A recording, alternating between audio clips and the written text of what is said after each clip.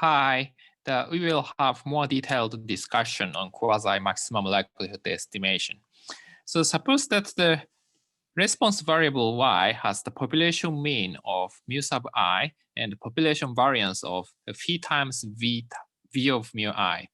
So variance is a little bit complicated, but think about, for example, the yi follows the binomial 1p. Then expectation of yi is p, but variance also depends on p times 1 minus p. So basically the variance have two components. So the second component depends on the expectation, and the first component has the more flexibility for the variance parameter. And mu I is often the function of model parameter beta. For example, in linear regression, yi is equal to beta naught plus beta 1x plus epsilon I, then beta naught and the expectation of yi is beta naught plus beta 1x. So actually the mu is a function of beta naught and beta 1.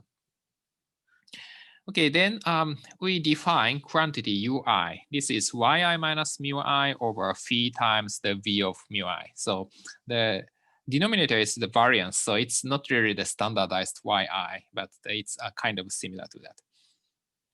And if we define ui in this way, the expectation of ui is equal to 0. It's easy to verify because expectation of yi is equal to mu I. And also variance of ui is 1 over phi of v of mu I. So at first, the variance of yi is the phi times v of mu I.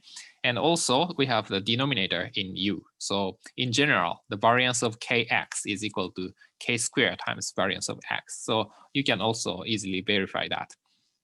And the third one, negative of expectation of the derivative of ui. So this is 1 over phi of v of mu I. So if we use the quotient formula for derivative, that you can also prove it. And this is also straightforward. And actually, these three properties are also, also hold for the derivative of log likelihood function of yi in general. So since expectation and variance and first derivative, so these are basically the most important properties of yi, right? So think about the distribution of yi. The most important quantities are expectation and variance. So we can say that this ui is almost the derivative of likelihood function. So we say this as derivative of the log quasi-likelihood function of yi. So if we integrate this, we take the antiderivative of this, ui becomes actually the quasi-likelihood function, log quasi-likelihood function. So we think about the integral, the yi to mu I of this, the yi minus t over phi of vt dt. So this, we use the fundamental theorem of calculus. So then derivative of this is ui. So this, the q sub I is called log quasi-likelihood function. And qi is 0 if yi is equal to mu I. So that's true because the integral is basically, or yi to yi. So it's true. And if the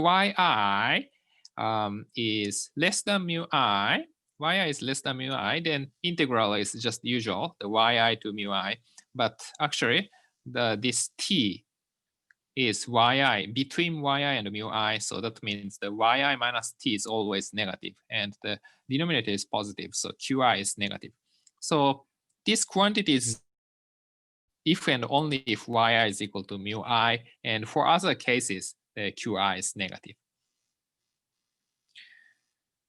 So yeah, and with this qi, we think about all observations, I is equal to 1 to n, and take summation.